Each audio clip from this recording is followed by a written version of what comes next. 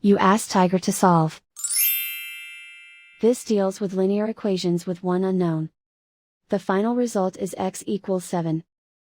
Let's solve it step by step.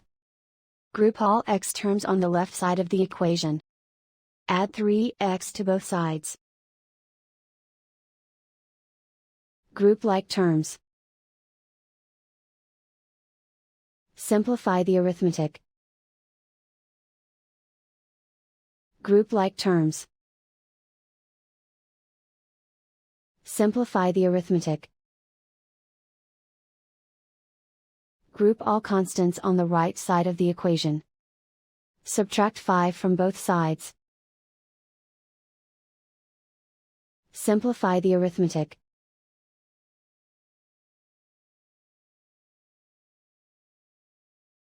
Convert the x into a positive number.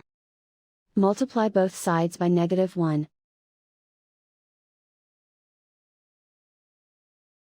Remove the ones.